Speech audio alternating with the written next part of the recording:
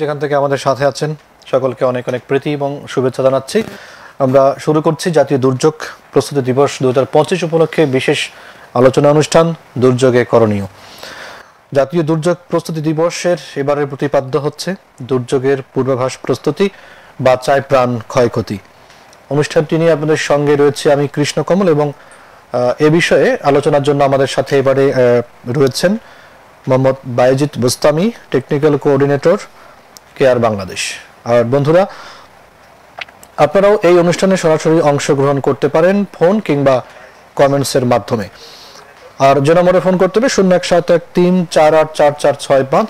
এছাড়া আমাদের যে ফেসবুক অফিসিয়াল ফেসবুক পেজ রয়েছে www.facebook.com/রেডিও সারাবেলা, সেখানে গিয়েও আপনার মতামত, প্রশ্ন বা কোনো জিজ্ঞাসা থাকলে লিখতে পারেন। আর বন্ধুরা, আমরা সবাই জানি যে অসংখ্য নদ নদীময় হচ্ছে আমাদের বাংলাদেশ। বাংলাদেশের যে প্রকৃতি, এটি কিন্তু আমাদের প্রকৃতি কিন্তু বাংলাদেশকে দিয়েছে এক অপূর্ব রূপ। প্রকৃতি নির্ভর এই বাংলাদেশে প্রায় প্রতিনিয়তই আমরা বিভিন্ন রকম প্রাকৃতিক দুর্যোগের সম্মুখীন হয়ে থাকি, যে দুর্যোগগুলো আমাদের জীবন ও জীবিকার প্রচন্ড রকম ঝুঁকিতে ফেলে।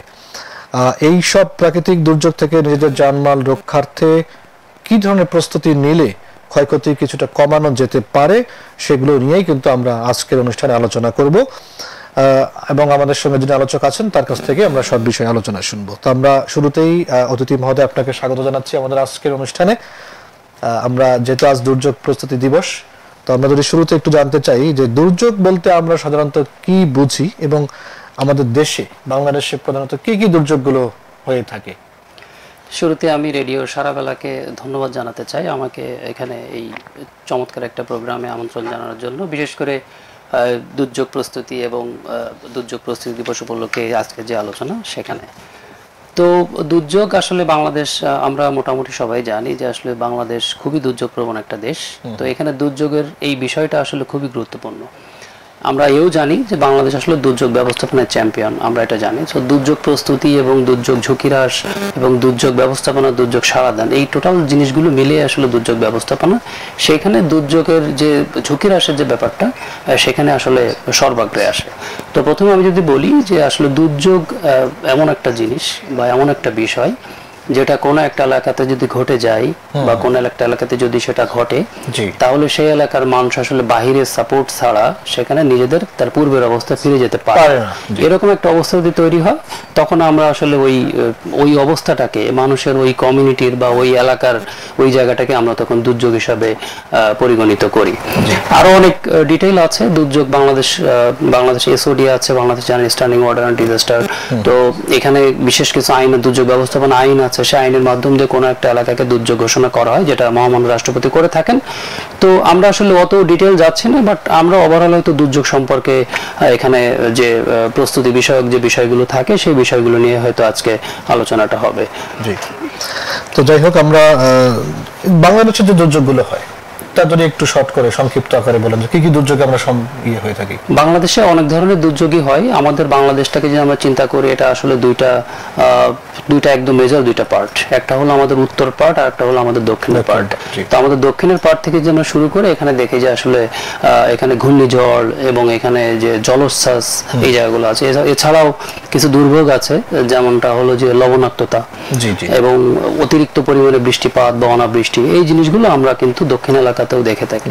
যদি ঠিক অনুরূপভাবে আমরা যদি উত্তরের দিকে তাকাই, এটা আসলে অন্য আরেকটা, বাংলাদেশ একটা বদ্বীপ, আমরা এটা সবাই জানি। এই বদ্বীপগুলো আসলে সৃষ্টির শুরু থেকেই আসলে বদ্বীপের মাধ্যমে বাংলাদেশ তৈরি হয়েছে এবং পলি দিয়ে কিন্তু বাংলাদেশ গঠিত। তো বাংলাদেশ হচ্ছে এই যে ভারত, আসাম, ভারতের যে এই যে 7টা প্রদেশ এই আমাদের উত্তরের দিকে অবস্থিত বাংলাদেশের, তাছাড়াও হলো যে আমাদের যে বিশাল যে বঙ্গীয় যে বেসিনগুলো আছে, সে পানি কিন্তু বাংলাদেশের উপর দিয়ে প্রবাহিত সমুদ্রে যায়। তো তার কারণে কিন্তু আমাদের এই নদীগুলো প্রচুর পরিমাণে সেডিমেন্ট বা যেটাকে আমরা পলি বলি, সেটা বহন করে, প্লাস হলো এই বহন করার কারণেই দেখা যাচ্ছে এই যে নদীগুলোর উপর দিয়ে প্রতি বছর যে বৃষ্টির সময়টা হয়, বিশেষ করে জুন জুলাই, তখন হচ্ছে বৃষ্টির সময় এগুলো কিন্তু মৌসুমী বন্যা হয়। তো এই এলাকাতে দেখা যাচ্ছে যে হলো উত্তরবঙ্গে কিন্তু বন্যাটা একটা অন্যতম প্রধান। তাছাড়াও বজ্রপাত, তাছাড়াও হচ্ছে অতিরিক্ত পরিমাণে বৃষ্টিপাত, এবং এই অতিরিক্ত বৃষ্টিপাতের ফলে পানি সরতে না পেরে জলাবদ্ধতার মতো দুর্যোগ কিন্তু আমরা উত্তরবঙ্গে দেখতে পাই। এইটা মূলত মোটামুটি এই দুইটা পার্টকে আমরা আসলে এই দুইটা মেজর দুর্যোগে, তাছাড়াও বাংলাদেশের যে উত্তর এবং পূর্ব যে অঞ্চলগুলো আছে সেখানে যেমন সুনামগঞ্জ, সিলেটের এলাকাগুলোতে কিন্তু আমরা আকস্মিক বন্যা দেখি, যেটাকে আমরা ফ্ল্যাশ ফ্লাড বলি, সেটাতে দেখি। তাছাড়াও কমন কিছু ডিজাস্টার সব জায়গাতেই হয় বাংলাদেশে, যেমন লাইটনিং এর বজ্রপাত যেটা বলছিলাম। এখন যদি আমরা আমাদের দক্ষিণ পূর্ব অঞ্চলের দিকে যাই, ওই এলাকাগুলোতে পাহাড়ি ধস, অতিবৃষ্টির কারণে কিন্তু আমরা পাহাড়ি ধস ওখানে দেখতে পাই। তো এই যে এই দুর্যোগগুলোকেই মূলত আমাদের বাংলাদেশে দেখছি আমরা ঘুরে ফিরে, আমরা বাংলাদেশে পরিলক্ষিত হচ্ছে এবং মানুষের সম্পদের ক্ষয়ক্ষতি করছে। আমরা যদি একটু জানতে চাই, আসলে তো সময়ও আছে, বন্যা আমাদের এলাকায় যেহেতু গাইবান্ধা একটা বড় ধরনের দুর্যোগ, তো মূলত আমরা কোন সময় এই বন্যাটা দেখতে পাই যদি একটু বলেন? বন্যা আসলে বাংলাদেশের শুরুর যে সময়টা আছে, আকস্মিক বন্যা যদি বলি সেটা একটু আগে আসে, আর মৌসুমী বন্যা সেটা জুন জুলাই থেকে, মূলত জুন জুলাই অগাস্টের শেষ, আমরা কোনো সময় সেপ্টেম্বরেও বন্যা দেখেছি। ইভেন আমরা গত বছর অক্টোবর মাসেও কিন্তু আমরা তিস্তার ব্যারেজ খুলে দেওয়ার কারণে কিন্তু এখানেও আমরা একটা বন্যা দেখেছি। সুতরাং বেসিক্যালি যদি মৌসুমী বন্যার কথা বলি তাহলে কিন্তু এই জুন জুলাই অগস্ট এই তিনটা সময় কিন্তু মোটামুটি আসলে এটা মৌসুমী বন্যার প্রধানতম সময়। আর আকস্মিক বন্যা তো যে কোনো মুহূর্তে, আকস্মিক বন্যা যে কোনো মুহূর্তে হয় না, তো আকস্মিক বন্যাটা ঠিক তার আগে হয়। আর আকস্মিক বন্যা মূলত হচ্ছে যে হঠাৎ যদি কোনো বন্যা হয়, এই সিজনাল বন্যার পাশাপাশি যে কোনো সময় যে কোনো এলাকাতে আকস্মিক বন্যা হতে পারে। জি জি জি।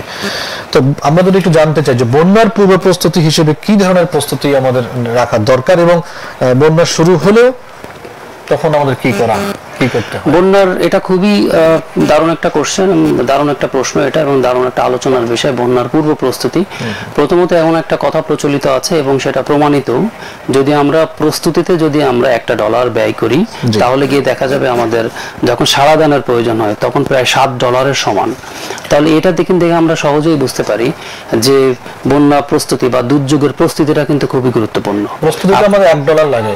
যদি আমরা $1 ব্যয় করি প্রস্তুতির কাজে, তাহলে দেখা যাবে সেটা যদি আমার দুর্যোগ হয়েই যায় তাহলে সারা দিনের ক্ষেত্রে কমপক্ষে $7 সমান কাজ, অনেকটা মানে প্রস্তুতি এত গুরুত্বপূর্ণ এটা যে কোনো দুর্যোগের ক্ষেত্রেই, বিশেষ করে বন্যার ক্ষেত্রে তো অবশ্যই। এখন তো বন্যা আমাদের বন্যা সতর্কীকরণ কেন্দ্র, আপনার FFWC পানি উন্নয়ন বোর্ডের আন্ডারে একটা প্রতিষ্ঠান, যারা আসলে বন্যার কিন্তু নিয়মিত এখন 15 দিনের পর্যন্ত আমরা কিন্তু পাচ্ছি, মানে পূর্বাভাস পাচ্ছি। 30 দিনের কার্যক্রম চলমান, এটা টেস্ট বেসিসে চলমান আছে, কিন্তু 15 দিন পর্যন্ত খুব নিখুঁতভাবে কিন্তু আমাদের বন্যা সতর্কীকরণ কেন্দ্র কিন্তু আমাদেরকে এই কমিউনিটিকে কিন্তু সতর্কীকরণ মেসেজগুলো দিয়ে যাচ্ছে।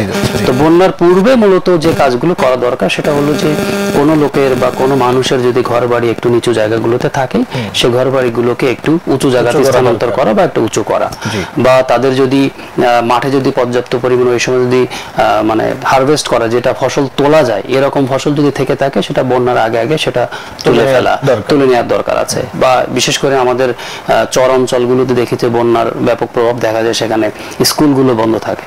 তো সেক্ষেত্রে স্কুল কর্তৃপক্ষ যারা আছেন তারা বন্যার ঠিক আগে যদি স্কুলগুলোকে একটু মাটি ভরাট করে উঁচু করে, তাহলে শিক্ষা কার্যক্রমটাও কিন্তু চলমান রাখতে পারে। সো এই যে কমিউনিটি এবং এই জায়গাগুলো, আর একটা অন্যতম গুরুত্বপূর্ণ হচ্ছে ওয়াশের একটা অন্যতম বড় হচ্ছে যে ধরেন আমরা যেটাকে স্বাস্থ্যসম্মত পায়খানার যে ব্যাপারটা আছে, সেটা চর অঞ্চলগুলোতে একটু নাজুক, বাট তারপরেও এটাকে যদি বন্যার আসার আগে যখন আমরা মেসেজ পাই তার আগে যদি একটু উঁচু জায়গাতে করা যায়, যেটা মাটি দিয়ে উঁচু করা যায়, সেখানে করে যদি করা যায় তাহলে বন্যার সময় এই পানিগুলো দূষিত হওয়ার আর সুযোগটা কমে আসে। এবং এই বন্যার সময় তো আমরা দেখি যে পানির একটা দুর্ভোগও থাকে, খাদ্যের যেটা দরকার আমাদের, বিশুদ্ধ পানির দরকার জন্য। তো সেই টিউবওয়েল গুলোও তাহলে একটু এখন হ্যাঁ টিউবওয়েল অবশ্যই এখন অনেকগুলো মেকানিজম আমরা ইন দ্য মিন টাইমে গণপ্রজাতন্ত্রী বাংলাদেশ সরকার প্লাস হচ্ছে বিভিন্ন ডেভেলপমেন্ট পার্টনার যারা আছে, বিভিন্ন এনজিওস যারা আছে, তারা আসলে অনেকগুলো গ্রামের যে ডেভেলপমেন্ট ওয়ার্কের মাধ্যম দিয়ে কিন্তু এটাকে এখন ক্লাইমেট রেজিলিয়েন্ট বা জলবায়ু সহনশীল পর্যায়ে তৈরি করার চেষ্টা করা হচ্ছে, যাতে করে ওই এলাকার বন্যার পানি বিগত 20 বছরে কোন পর্যন্ত উঠেছিল তার উপর ভিত্তি করে এখন কিন্তু ল্যাট্রিনগুলো বানানো হচ্ছে বা টিউবওয়েলের প্ল্যাটফর্মটাকে রেজ করা হচ্ছে, যাতে করে ওই পর্যন্ত পানি যদি হয় তাহলে মানুষকে আর পানির জন্য ওই কষ্টটা করা লাগলো না।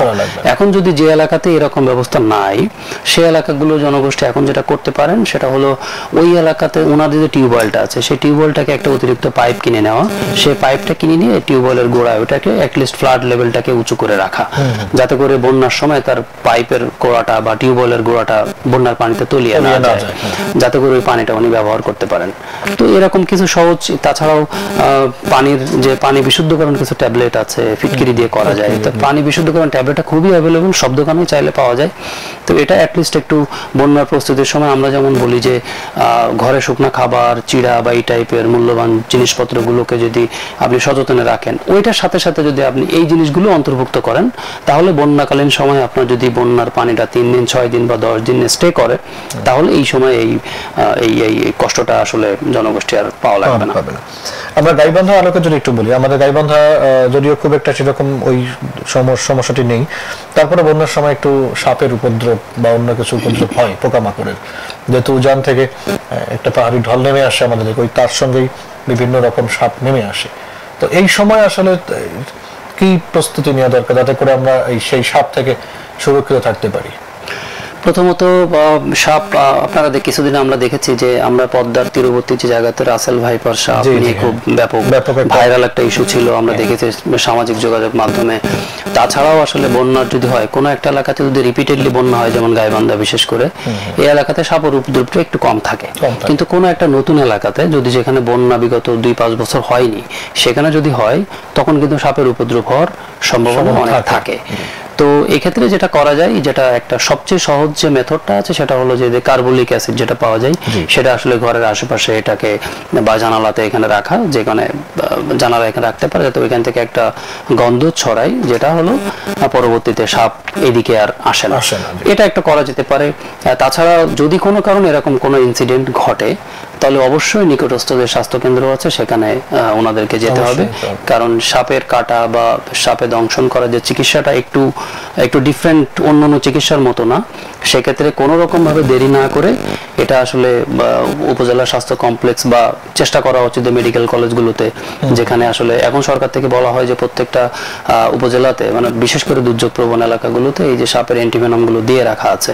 তারপর অনেক সময় আমরা দেখেছি যে হয়তো পাওয়া যায় না, তো সেক্ষেত্রে এটা আগে থেকে খোঁজ নিয়ে রাখা যেতে পারে। একটা প্রস্তুতি হতে পারে যে এই এলাকাতে, এই উপজেলাতে যে সাপের জন্য অ্যান্টিভেনম রাখা আছে কিনা, যদি এরকম রাখা থেকে থাকে তাহলেও তো হয়তো সেই রোগীকে সেখানে ট্রান্সফার করা, ইমিডিয়েটলি শিফট করা। যদি না থেকে থাকে তখন হয়তো বিকল্প ব্যবস্থা নেওয়া। তো এটা একটা, এই এলাকাতে যারা কাজ করছেন বা সরকারি যে দপ্তরগুলো আছেন, তো তাদেরকে আসলে এই জায়গাগুলো বেশি করা, এবং যারা ডেভেলপমেন্ট পার্টনার আছে তারাও হয়তো এই মেসেজগুলো কমিউনিটিকে প্রোভাইড করা যেতে পারে, যাতে করে ওনারা মেসেজটা জানতে পারে যে কোন জায়গাতে অ্যাকচুয়ালি সাপের জন্য অ্যান্টিভেনম দেয়া আছে, যাতে একটা রোগীকে সেভ করা যায়। এই ক্ষেত্রে আমি যদি একটু প্রশ্ন রাখি আপনার কাছে, সেটি হচ্ছে যে আমরা চরাঞ্চল বা গ্রাম অঞ্চলে দেখি যে সাপে কাটলে তারা ওঝার প্রতি একটা বেশি হয়ে থাকে, কবিরাজ মনে তাদের কাছে।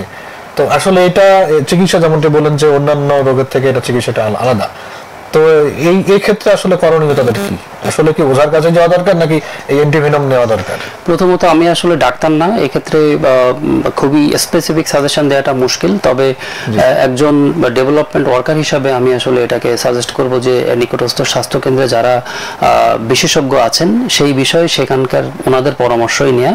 তবে আমরা যেটা করতে পারি সেটা হলো এই প্রপার তথ্যটা দিয়ে সহযোগিতা করা, যে আসলে মানে এই অ্যান্টিভেনমটা কোথায় পাওয়া যায়। একটা সময় আমরা যখন চিকিৎসার অপ্রতুলতা ছিল, তখন হয়তো মানুষ এই কবিরাজ, ঝাড়ফুঁক, ওঝা দিয়ে এটাকে একভাবে একটা বিশ্বাসের জায়গাতে নিয়ে আসছে, কিন্তু এখন তো সায়েন্টিফিক্যালি প্রুভ আসলে এটা দিয়ে খুব বেশি কোনো কাজ হয় না। সেক্ষেত্রে যত বেশি দেরি হবে তখন ওই রোগীর সার্ভাইভ করাটা তত বেশি ডিলে হবে। যত তাড়াতাড়ি নিয়ে আসা যাবে, তার চিকিৎসা তত তাড়াতাড়ি শুরু করা যাবে, তত কিন্তু তার বেঁচে থাকার সম্ভাবনাটা বাড়বে। জি, ধন্যবাদ আপনাকে। শ্রোতা, আমরা বন্যা সম্পর্কিত কথা শুনলাম এবং বন্যার পূর্ব প্রস্তুতি নিয়ে শুনলাম।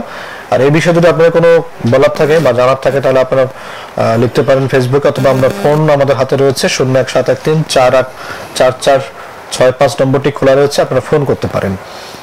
আমরা এবারে আলোচনা করব আমাদের বর্তমান সময়ে সারা বাংলাদেশে যেটি ঘটে থাকে সেটি হচ্ছে বজ্রপাত।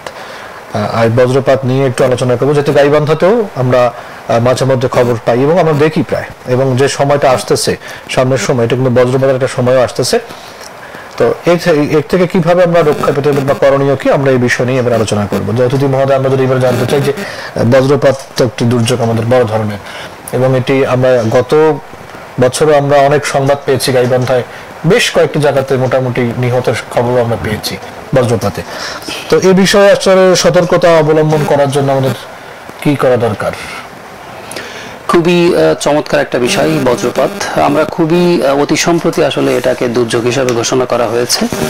2017 সালের দিকে এটা প্রায় দুর্যোগ হিসাবে আমাদের লিপিবদ্ধ করা হয়েছে, কিন্তু এই দুর্যোগটা কিন্তু আরো অনেক আগে থেকে আমাদেরকে বিভিন্ন ধরনের মানে ক্যাজুয়ালিটি, যেটাকে আমরা বলি যে মৃত্যু হার বা মানুষকে ক্ষতি করার যে ব্যাপারটা, এটা কিন্তু ঘটে আসছে। কিন্তু এই উপলব্ধিটা আসলে আমাদের আরো দেরি হয়ে আসছে। এখন বজ্রপাতটা আসলে মানে আমরা জানি যে জলবায়ু পরিবর্তন হয়েছে। এখনকার একটা সময় কিন্তু 10 বছর আগে যে ওয়েদারটা আমরা দেখেছি, যে ফিলটা আমরা দেখেছি, শীতের সময় শীত, বৃষ্টির সময় বৃষ্টি, বা যখন তাপ পড়ার কথা তখন, বাট সেটা আসলে এখন পুরোপুরি চেঞ্জ হয়ে গেছে। এখন যে আসলে কখন শীত পড়ছে বা কখন বৃষ্টি হচ্ছে, সিজনটা ধরতে পারাটাই এখন মুশকিল। হয়তো শীত শুরু হতে হতেই গরম চলে আসছে, আবার বৃষ্টির সময় আসতে না আসতে বৃষ্টির সিজন শেষ হয়ে যাচ্ছে। তো এই যে টেম্পারেচারটা আসলে অনেক বেশি পরিমাণে গরম হচ্ছে, গরম হওয়ার কারণে কি হচ্ছে, আমাদের প্রচুর পরিমাণে পার্টিকেল, বিভিন্ন কণা আসলে যে আমাদের বায়ুমণ্ডলে ঘুরছে, সেই বায়ুমণ্ডলে যে ঘর্ষণ ক্রিয়ার ফলেই তো আসলে এই বজ্রপাতটা হয়। তো আমি হয়তো সায়েন্টিফিক্যালি এই জায়গাতে গেলাম না, বাট এইটা যখন আসছে, এটা যে আসলে কোথায় আসবে সেটা তো আমরা কেউ জানি না। তো তারপরও বাংলাদেশের বিগত 2019, আমি ভুল না করে থাকলে 2018 সাল থেকে মোটামুটি ট্র্যাক রাখার চেষ্টা করা হচ্ছে, এবং সে অনুযায়ী বাংলাদেশের 64 জেলাকে মোটামুটি একটা ডিভিশনে নিয়ে আসার চেষ্টা করা হয়েছে। তো দেখা যাচ্ছে যে এই উত্তরবঙ্গ কিন্তু আসলে একটা হটস্পট হিসাবেই কিন্তু পরিচালিত, বিশেষ করে হাওর বজ্রপাতের। তো হাওর অঞ্চল বা এই জায়গাগুলো, ইভেন যশোর বা মেহেরপুর, এই জায়গাগুলোকে এটা হটস্পট হিসাবে চিহ্নিত করা হয়েছে। তো এই যে চিহ্নিত করা আছে, তার মানে কি আমাদের এখানেও আসলে আমরা একটা খুব হটস্পটের মধ্যে আছি। তাহলে আসলে আমরা কি করতে পারি? এই মুহূর্তে আসলে যেটা করণীয় আমাদের, সেটা হলো যে আমরা অনেক সময় আমাদের সরকারের পক্ষ থেকে অনেক সময় তাল গাছ লাগানোর একটা উদ্যোগ আমরা দেখেছিলাম, 20 লাখ তাল গাছ লাগিয়েছিল। কিন্তু তাল গাছটা আসলে এমন একটা বিষয়, এমন একটা গাছ যেটা ওটা আমার মাথার উপরে যাইতে গেলে অনেক সময় লেগে যায়। তো ততদিন আসলে আমার কি হবে, প্রশ্নটা থেকেই যায়। তো সেক্ষেত্রে হলো এটা এমন কিছু দ্রুত বর্ধনশীল গাছের ব্যবস্থা করা যেটাতে আসলে করতে পারে। তো বাস মানে লাইটেনিং এর সবচেয়ে বড় জিনিসটা হচ্ছে বিদ্যুৎ পরিবাহী যদি কোনো মিডিয়াম পেয়ে যায় আপনার উপরে, তাহলে সে সেখানেই পড়বে, তখন আর আপনাকে অ্যাটাক করবে না। কিন্তু যখন দেখবেন এটা খোলা মাঠে সে বজ্রপাত হবে, তখন আপনি ছাড়া তার কোনো ইয়ে নাই যার মাধ্যম দিয়ে সে পরিবাহী হতে পারে, তখন আপনাকে এসে মানে আপনার উপরেই সে এসে পড়বে। এই জন্য হলো যে আপনার পরিবাহী তৈরি করে দেওয়া দরকার। তো এমন একটা জায়গাতে নিজেদেরকে সেফ রাখা, যখন ওই রকম আবহাওয়া দেখি আমরা, কালো আবহাওয়া বা বজ্রপাত হতে পারে এমন আবহাওয়া যখন আমরা দেখব, তখন আমরা আসলে নিকটস্থ আশেপাশের যে কংক্রিটের যে বিল্ডিং গুলো আছে, আমরা সেখানে আশ্রয় নিতে হবে। কোনোভাবে স্টিলের সংস্পর্শে তখন থাকা যাবে না, স্টিল বা পানির সংস্পর্শ থেকে দূরে থাকতে হবে। ইলেকট্রিক পোল গুলো থেকে দূরে থেকে মোটামুটি নিরাপদ দূরত্বে থাকতে হবে। যদি একটা বড় গাছ থাকে, আমরা চিন্তা করি কি, যখন বৃষ্টি হয় আমরা কিন্তু গাছের নিচে গিয়ে দাঁড়াই, এটা খুবই মানে বিপজ্জনক। অ্যাটলিস্ট আপনার 15 ফিট আপনার একটা জায়গা থেকে দূরে থাকতে হবে একটা বড় গাছের, যেখানে আপনার বজ্রপাত হইতে পারে। তো সবচেয়ে নিরাপদ জায়গা হলো একটা ঘর। আপনারা দেখেছেন যে ঘরে আশ্রয় নিয়েছিল রাজশাহীতে একটা জায়গাতে, টিনের ঘরের নিচে গেলে কমপক্ষে প্রায় এক্স্যাক্টলি নাম্বার মনে আসছে না, 7 জন অথবা 9 জন একটা জায়গাতে মারা গিয়েছিল। তো এই ঘর আশ্রয় নিয়েছিলেন কিন্তু তারা ঘরে, তারপরেও কিন্তু সেটা মানে সুরক্ষিত ঘর ছিল না। সুরক্ষিত ঘর মানে সুরক্ষিত যেটা কংক্রিটের বিল্ডিং, আপনাকে এই টাইপের একটা ঘরে আশ্রয় নিতে হবে। মানে বিষয়টা হচ্ছে যে যেটার দিকে তাপ পরিবাহী নয়, বিদ্যুৎ পরিবাহী নয়, সেই রকম ঘরে থাকতে হবে। তো এখন আসলে সেটি যাই হোক, আমরা সেটি বুঝলাম, কিন্তু আমরা আসলে অনেক সময় ভুল করি যে বড় গাছের নিচে বৃষ্টি হলে গাছের নিচে দাঁড়ায়, তো সেটা থেকে আমাদের তাহলে দূরে থাকতে হবে, অবশ্যই দূরে থাকতে হবে। তো যদি এই সময় যদি মাঠে কেউ কাজ করেন, কৃষকরা তো আমাদের মাঠে কাজ করেন, তো তাদের তাহলে ওই সময় ওখানে অবস্থান করা দরকার নাকি মাঠ থেকে চলে আসা দরকার? এখন প্রথমত হলো যে আপনার বজ্রপাত খুব অল্প সময়ে কয়েক সেকেন্ড, ন্যানো সেকেন্ডের মধ্যে সেটা চলে আসবে। তো সেক্ষেত্রে যদি এরকম ধরনের কোনো সিচুয়েশন বা কোনো কনটেক্সট দেখা যায় যে বজ্রপাত হতে পারে, তো বিশেষ করে আমরা বজ্রপাতের সময়টা এখন একটা সময় দেখতাম শুধু আমাদের বৈশাখ মাসে, বৈশাখ জ্যৈষ্ঠ মাসের এই সময়ে বৃষ্টি হলে আমরা দেখতাম যে বজ্রপাতের গুড়গড়ানির শব্দ শুনতে পেতাম, কিন্তু এখন এটা সারা বছর জুড়ে মেঘ হলে আমরা বজ্রপাতের শব্দ শুনছি। তার মানে এখন আসলে কোনো সিজন না, এটা সারা বছরই শোনা যায়। সেক্ষেত্রে আমাদের তো দুইটা মৌসুম, ধানের যে মৌসুম দুইটা, তো বিশেষ করে আমাদের যে রবি মৌসুম যেটা, সেই সময় বৃষ্টিপাতের কোনো সম্ভাবনা নাই। শুধু সম্ভাবনাটা তৈরি হয়ে গেছে হচ্ছে আমাদের এই যে এখন যে বড় মৌসুম যেটা, সরি যেটা বড় মৌসুম যেটা, এখন আসলে এর সম্ভাবনাটা বেশি, কারণ এখন এই যে সময় আসতেছে কালবৈশাখী ঝড় বা কালবৈশাখের পরে যে মেঘ ফর্ম করে যে বৃষ্টিগুলো হবে এই সময়। তো সেক্ষেত্রে কৃষকরা যেটা করা উচিত যে এই ধরনের সিচুয়েশন দেখলে আগে চলে আসা উচিত, বা যদি ওনারা অন স্পট ওখানে বসে যায় তাহলে মাটির সাথে চুপটি করে বসে থাকা, এটা মাটির সাথে পুরো নিজেকে শুয়ে দেওয়া যাবে না, মানে নিজেকে চেষ্টা করা হচ্ছে যে আমি বিদ্যুৎ থেকে নিজেকে আড়াল রাখবো। সে আড়াল রাখাটা ডেফিনেটলি, আপনি মাটিতে যদি ফ্ল্যাট শুয়ে থাকেন তাহলে আপনি কি পাবেন, আপনি হয়তো নিজেকে বেশি এক্সপোজড হয়ে যাবেন, কিন্তু আপনি যদি গুটিসুটি মেরে এক জায়গায় বসেন তাহলে কিন্তু আপনি এক্সপোজড কম হলে। তো এখানে ডিপেন্ড করতেছে হচ্ছে আপনি কতটুকু এক্সপোজড হবেন সেটার উপর ডিপেন্ড করতেছে। সুতরাং এবং পানি থেকে অবশ্যই দূরে, এবং যদি কোনো বেড়ি থাকে, মানে বেড়ি বাঁধের মতো কোনো কিছু থাকে তোর সাইডে, সেখানে গুটিসুটি মেরে বসে থাকলে কিন্তু আপনি কিছুটা নিরাপদ থাকতে পারবেন। এবং অবশ্যই এই ধরনের সিচুয়েশন হলে তার আগে সেখান থেকে ওই জায়গা লিভ করে একটা সুরক্ষিত জায়গাতে যেতে হবে। স্যার, তো আপনারা শুনছেন জাতীয় দুর্যোগ প্রস্তুতি দিবস উপলক্ষে বিশেষ অনুষ্ঠান দুর্যোগে করণীয়। অনুষ্ঠানটি নিয়ে আপনাদের সঙ্গে রয়েছে আমি কৃষ্ণ কমল, এবং আলোচক হিসেবে আমাদের সাথে আছেন Mohammad Bayezid Bustami, technical coordinator CARE Bangladesh. আর বন্ধুরা, এ বিষয়ে আপনাদের কোনো পরামর্শ, প্রশ্ন বা জিজ্ঞাসা থাকলে ফোন করতে পারেন 0171348445 এই নম্বরে, অথবা আমাদের ফেসবুকে যারা দেখছেন সেখানেও কমেন্টসের মাধ্যমে আপনাদের কথাগুলো জানাতে পারেন। আমাদেরকে অবশ্য অনেকেই দেখছেন, কিন্তু আমরা কারো কোনো প্রশ্ন বা মতামত কোনো কিছু পাইনি। তবে অনেকে বলছেন যে, যেমন রাজীব জগলুল বলেছেন যে সময় উপযোগী আলোচনা। আমরা আসলে সময় উপযোগী আলোচনাই এটি, আমরা সেই ওয়াকে আলোচনা করছি। আর বন্ধুরা, আমরা আমাদের যে আলোচক মহোদয়ের কাছে আমরা শুনলাম সাধারণত কি ধরনের দুর্যোগ এবং কোন কোন সময়গুলো হয়। তো আমরা এবারে আরেকটু আলোচনা করব, সেটি হচ্ছে যে আমাদের যে ঘূর্ণিঝড়, সাইক্লোন, এগুলো তো যত হয়ে থাকে, তো এগুলোর মোকাবেলা করার ক্ষেত্রে কোনো প্রস্তুতি তো অবশ্যই দরকার। প্রথমত হলো যে আগেই একটু আলোচনা করার সুযোগ হয়েছিল, যেটা হলো যে প্রস্তুতিটা কত বেশি গুরুত্বপূর্ণ। এখন প্রস্তুতিটা আসলে আপনার দুই জায়গায় হতে পারে, একটা হচ্ছে প্রাতিষ্ঠানিক প্রস্তুতি আর একটা হচ্ছে ব্যক্তিগত জায়গাতে প্রস্তুতি। এখন আমাদের প্রাতিষ্ঠানিক প্রস্তুতি যদি আমরা বিশেষ করে চিন্তা করি, এখন আমাদের, আমি যেটা এসওডির কথা বলছিলাম, স্ট্যান্ডিং অর্ডার অন ডিজাস্টার, তো এটার বলে দেখা যাচ্ছে এখন ওয়ার্ড পর্যায় থেকে আমাদের তো সর্বোচ্চ অ্যাডমিনিস্ট্রেটিভ প্রশাসনিক বাউন্ডারি হচ্ছে ওয়ার্ড। তো ওয়ার্ড কিন্তু একটা দুর্যোগ ব্যবস্থাপনা কমিটি আছে, বা আমাদের ইউনিয়ন দুর্যোগ ব্যবস্থাপনা আছে, উপজেলা আছে, জেলা পর্যায়ে আছে, বিভাগীয় পর্যায়ে আছে, ন্যাশনাল লেভেলেও আছে, এতগুলো টায়ার আমাদের আছে। তো এখন যদি আমি এগুলো হচ্ছে প্রাতিষ্ঠানিক দুর্যোগ ব্যবস্থাপনা। তো তার আগে এখন যেটা এই যে কমিটিগুলো আছে, কোনো কোনো জায়গাতে দেখা যায় তারা হয়তো ফুল ফাংশন না বা ফুললি অ্যাক্টিভ না। তো এখন এই ধরনের দুর্যোগের মুখোমুখি আসার আগেই যেটা করা দরকার প্রাতিষ্ঠানিক পর্যায়ে, ওনাদেরকে ফুল অ্যাক্টিভ করা, ওনাদের ফোন নাম্বারগুলো এবং ওনাদের কার কি রোলস অ্যান্ড রেসপন্সিবিলিটিস ওই দুর্যোগের সময় বিশেষ করে, তখন ওই বিষয়গুলো নিয়ে কিন্তু ওনাদেরকে ওরিয়েন্ট করা, এবং কোন পরিস্থিতিতে কে কোন ধরনের দায়িত্বে থাকবে, এই জিনিসগুলো কিন্তু ওই সময় আলোচনা করা যেতেই পারে। আর ঠিক আমি অনুরূপভাবে ব্যক্তিগত পর্যায় থেকে আসলে খুব গুরুত্বপূর্ণ, বিশেষ করে আমরা যারা স্বাবলম্বী আছি তাদের চেয়ে যারা স্বাবলম্বী কম, যারা একদম খুবই দুর্যোগ প্রবণ এলাকাতে, চর এলাকা বা একেবারে উপকূলীয় এলাকাতে বাস করে, তো তাদের ক্ষেত্রে কিন্তু আক্রান্ত হওয়ার সম্ভাবনা অনেক বেশি। ওনারা আক্রান্ত হলেই, কারণ দুর্যোগ তো আপনি বন্ধ করতে পারবেন না, এটা আরো বাড়ছে, যেমন বেড়েছে আরো হয়তো বাড়বে। তো আমরা চাই না বাড়ুক, বাট আমাদের যে ট্রেন্ড আমাদের এখন দেখছে, গত বছর আমরা দেখেছি আমাদের 5 বার বন্যা হয়েছে কিন্তু গাইবান্ধা বা আশেপাশে জেলাতে, কিন্তু অন্যান্য সময় দেখা যাচ্ছে একবারই হয়তো বন্যা হয়তো। তার মানে আপনি যদি বিগত 5 বছর চিন্তা করেন তাহলে দেখা যাচ্ছে বন্যা কিন্তু বেড়েই চলেছে। তো গত বছর 5 বেড়ে হয়েছে, এবারও মনে করা হচ্ছে হয়তো বন্যা হবে। এখন এক্ষেত্রে যদি আমাদের প্রস্তুতিটা যদি আগে না থাকে, যেটা আগেটা বলছিলাম যে অ্যাটলিস্ট ওই 2 মাসের সময়টা আপনি সারা বছর বাকি 10 মাস হয়তো যে আর্নিংটা করলেন, সে আর্নিং থেকে 1% অন্তত আপনাকে ওই 2 মাসের জন্য সেভিং করতে হবে। যদি সেভিংসটা আপনি না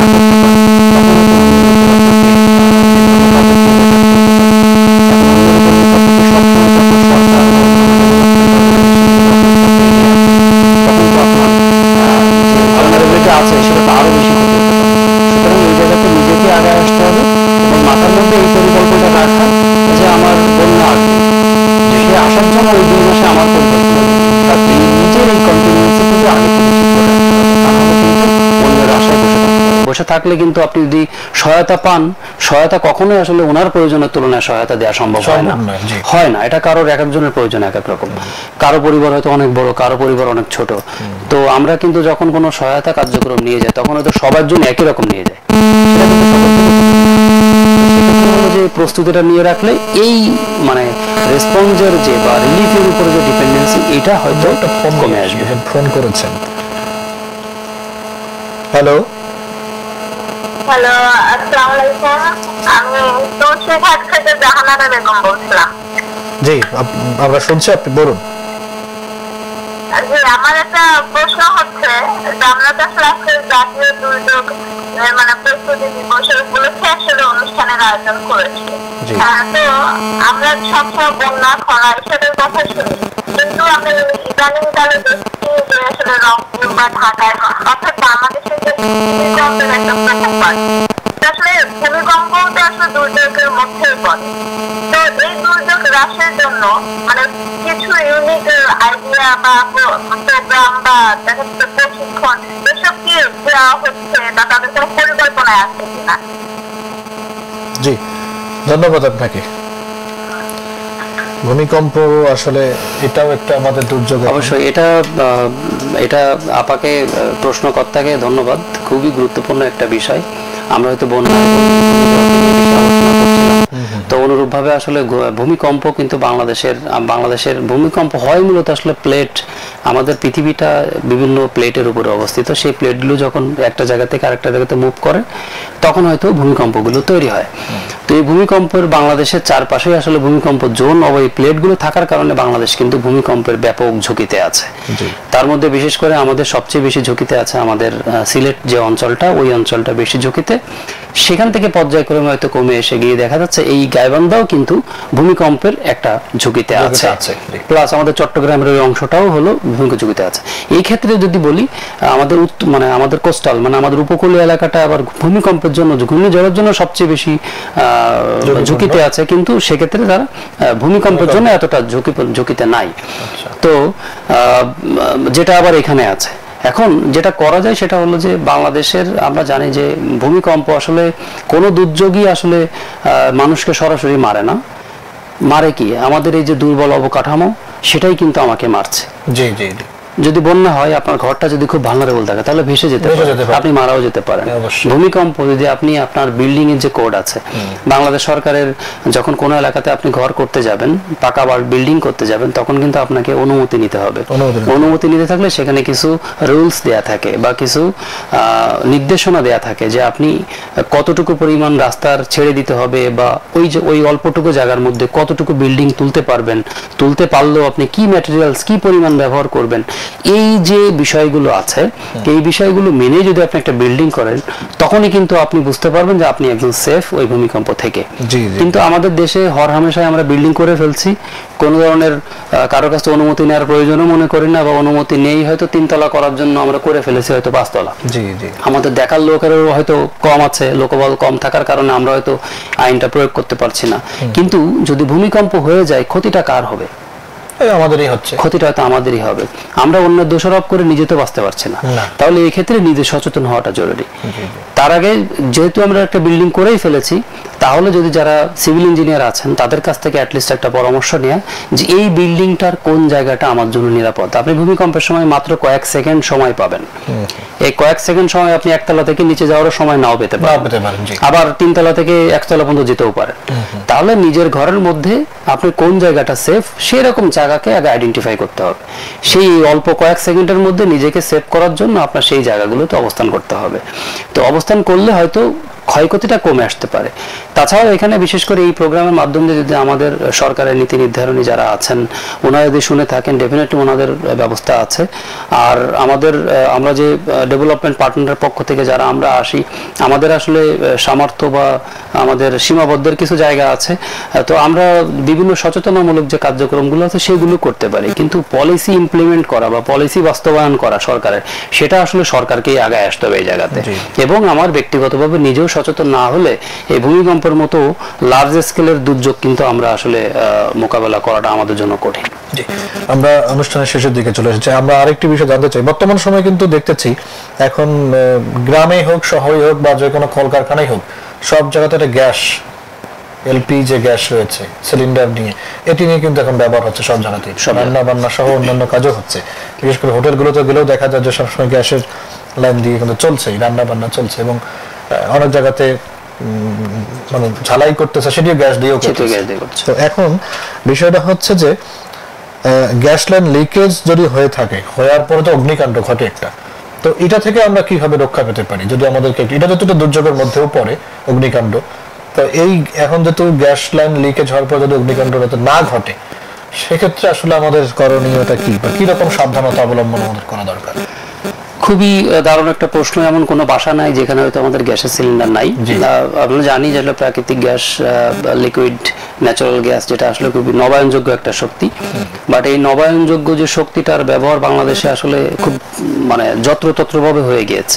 আমরা প্রথম থেকে আমাদের এই জায়গাতে কন্ট্রোলটা আমরা কিন্তু যথাযথভাবে করতে পারি না, করার কারণে এটা কিন্তু যত্রতত্র। আপনি এখন দেখবেন একটা মুদি দোকানেও গিয়ে দেখবেন যে অন্তত 20টা সিলিন্ডার নিয়ে বসে আছে। তার মানে আমাদের কিন্তু এরকম কোনো নীতিমালাও হয়তো আছে, কিন্তু আমরা বাস্তবায়নের জায়গাতে কিন্তু আমরা ওটা দেখতে পাচ্ছি না। হয়তো এটা একটা মুদিখানার দোকানে কিন্তু সিলিন্ডার বিক্রি করার কথা না, কিন্তু আমরা করছি, আমরা কিনছিও। আবার প্রত্যেক বাসা বাড়িতে আমাদের কিন্তু এটা রাখার দরকার একটা আলাদা জায়গাতে, কিন্তু আমরা কিন্তু আমাদের বাসা বাড়ির মধ্যে, আমাদের কিচেনের মধ্যে, যেখানে প্রপার এই যে এয়ার সার্কুলেশন না থাকার পরও আমরা কিন্তু সেখানে রাখছি। তো দেখা যাচ্ছে এটা পুরো যেটা করলাম যে বিল্ডিং কোড আমরা মানি না। বিল্ডিং কোড মানলে বিল্ডিং এর মধ্যে যেটা হয়, বিল্ডিং এর মধ্যে স্পেস থাকে আলাদা আলাদা, সেই স্পেস গুলো কিন্তু এটা ব্যবহার করতে হবে। যেহেতু আমাদের এটার বিকল্প ব্যবস্থা আমাদের নাই, তো সেক্ষেত্রে আমরা এটা হয়তো ব্যবহার করতে হবে, কিন্তু তার জন্য প্রপার নির্দেশনা মেনেই আমাদের করা উচিত। এবং দেখা দরকার যে আপনার যে গ্যাসের চুলা ব্যবহার করছেন বা যে সিলিন্ডারটা ব্যবহার করছি সেটা মেয়াদ উত্তীর্ণ কিনা, এটা প্রথমত জানা দরকার। এবং আগুন যদি লেগেই যায়, তাহলে কিছু প্রাথমিক যে আগুন নির্বাপনের জন্য কিছু কলা কৌশল আছে, যেটা আমাদের fire service and civil defence আমাদেরকে প্রায় শেখায়। তো এই জিনিসগুলো প্রত্যেকেরই আসলে দেখা উচিত। আর এখন তো সোশ্যাল মিডিয়াতে আসলে প্রচুর পরিমাণে ভিডিও আছে, আমরা ইউটিউবে বা সোশ্যাল মিডিয়াতে ভিডিওতে দেখতেই পাই যে আসলে কিভাবে নির্বাত হয়। এটা নিজে থেকে একটু অ্যাটলিস্ট এগুলো দেখে জেনে থাকা, যাতে করে বিপদের সময় এটা আমাদের কাজে লাগে। তবে প্রথম যেটা সেটা হলো যে আপনাকে নিয়মের মধ্যে থেকে যদি আপনার ইনফ্রাস্ট্রাকচার তৈরি করেন, তাহলে এই ধরনের ক্ষয়ক্ষতি কমে আনার সম্ভাবনা বেশি। আমাদের এবার একটু জানতে চাই যে দুর্যোগ তো প্রাকৃতিক এবং মানুষ দুটোই আছে। প্রাকৃতিকের কথা তো আমরা শুনলাম, এটিকে তো বন্ধ করা আমাদের পক্ষে সম্ভব না, কিন্তু মনুষ্য সৃষ্টির যে দুর্যোগগুলো রয়েছে এটি একটু কমিয়ে আনার ক্ষেত্রে আপনার পরামর্শ কি বা আমরা কি করতে পারি? খুবই গুরুত্বপূর্ণ। তবে এখন কিছু কিছু সায়েন্টিস্ট, যেমন বিশেষ করে আমাদের ঢাকা বিশ্ববিদ্যালয়ের শিক্ষিকা জানান মাহবুবা ম্যাম, উনি আসলে মাহবুবা নাসরিন, উনি আসলে সবসময় বলে কোনো দুর্যোগই আসলে মানে সব ইয়ে না, প্রাকৃতিক না, সব দুর্যোগই মানব সৃষ্ট। এটার খুব সুন্দর একটা লজিক আছে। সেটা হলো আমি যেটা বলছিলাম আগেই, আমি যদি এখন একটা খুব ভালনারেবল ঘরে বসে থাকি, তাহলে ভূমিকম্প হলে আমি মারা যাবো। তাহলে এই ভালনারেবল ঘরটা কে তৈরি করেছে? আমি করেছি। তাহলে এখানে আমি যদি আমার ক্যাজুয়ালিটি হয়, তাহলে আমি এর জন্য দায়ী কে? ভূমিকম্প নাকি আমি? আমি দায়ী।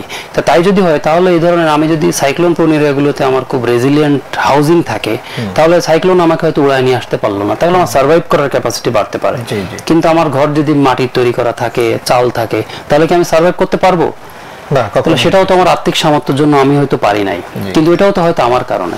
এই জন্য ওনার লজিকটা হলো যে এরকম যে কোনো দুর্যোগই আসলে প্রাকৃতিক না, সব দুর্যোগই মানব সৃষ্ট, কিন্তু মানব সৃষ্ট দুর্যোগও কিছু আছে, যেমন এই জলবায়ু পরিবর্তন এখনটা কিছু, এটা পুরোপুরি মানব সৃষ্ট, যেটার কারণে দুর্যোগের টেন্ডেন্সি কিন্তু ফ্রিকোয়েন্সিটা অনেক বেড়েছে। টেম্পারেচার কারা বৃদ্ধি করছে? আমরাই করছি। উন্নত দেশগুলো তারা প্রচুর পরিমাণে এটার পিছনে দায়ী, আমি এত ডিটেলসে যাচ্ছি না, বাট তাদের কারণে এই টেম্পারেচারগুলো বাড়ছে, কিন্তু তার সাফারার কি হচ্ছে? সাফারারটা কিন্তু দিন শেষে আমরা। তো এই সাফারার হতেই থাকতে হবে, কিন্তু এখন আমাদের যেটা করতে হবে, আমাদের এই দুর্যোগকে নিজের ক্ষয়ক্ষতিটা কমিয়ে আনার জন্য প্রস্তুতি নিতে হবে। এখন প্রস্তুতির জায়গাতে যদি আমরা সবাই যদি আমরা নিজের লাভের জায়গাটা চিন্তা করি, আমি একটু ছাড় দেওয়ার মানসিকতা আমার না থাকে, তাহলে যেটা হবে আমি নিজেও হয়তো একসময় এই ট্র্যাপে পড়ে যাব বা আমি ক্ষতির সম্মুখীন হয়ে যাব। সেজন্য আমার পরামর্শ হলো যে নিজে জানুন, প্রথমত আগে জানেন এবং জানা অনুযায়ী আগে মানা শিখতে হবে। আমরা সাধারণত জেনেই থাকি, কিন্তু মানার বেলাতে কিন্তু আমরা এতটা আগ্রহী না, জানতে যতটা আগ্রহী। তো সেক্ষেত্রে বলার দরকার হচ্ছে যে আগে জানা দরকার, তারপর সে অনুযায়ী মানা দরকার। যখন আমরা সবাই মিলে মানবো, তখন হয়তো এই জায়গা থেকে আমরা বেরিয়ে আসতে পারবো। জি, অনেক অনেক ধন্যবাদ আপনাকে। আমরা একদম শেষে চলে এসেছি। আর বন্ধুরা, সকল ধরনের দুর্যোগ মোকাবেলায় মানসিক শক্তি, সাহস এবং এই দুর্যোগ মোকাবেলার যে কৌশল এবং তথ্য, এগুলো জানা কিন্তু আমাদের অত্যন্ত জরুরি। আমাদের বিশ্বাস, আমাদের এই অনুষ্ঠান থেকে আপনারা অনেকটাই কিছু পেয়েছেন এবং সেটি আমরা বুঝতে পেরেছি, কারণ আমরা যে তথ্যগুলো পেয়েছি এটা আপনাদের অনেকটাই কাজে লাগবে। আর সঠিক তথ্য জেনে সাহসিকতার সাথে সমৃদ্ধভাবে দুর্যোগ মোকাবেলা করাটা করবো এবং আমরা একে অন্যের পাশে দাঁড়াবো, এটাই হোক আমাদের অঙ্গীকার। প্রিয় দর্শক, এতক্ষণ শুনলেন জাতীয় দুর্যোগ প্রস্তুতি দিবস 2025 উপলক্ষে বিশেষ ফোন লাইভ অনুষ্ঠান দুর্যোগে করণীয়। অনুষ্ঠানটি নিয়ে আপনাদের সঙ্গে ছিলাম আমি কৃষ্ণ কমল এবং আমাদের সঙ্গে আলোচক হিসেবে ছিলেন Mohammad Bayezid Bostami, technical coordinator CARE Bangladesh. আর অনুষ্ঠানটি প্রচারিত হলো দুর্যোগ ঝুঁকি ব্যবস্থাপনা কর্মসূচি ব্র্যাকের সৌজন্যে। আসুন আমরা সকলেই দুর্যোগ সম্পর্কে তথ্য জানি, প্রস্তুতি গ্রহণ করি এবং নিজেদের জানমাল রক্ষায় এগিয়ে আসি। এই প্রত্যাশা রেখে শেষ করছি আজকের অনুষ্ঠান। শুভ বিদায়।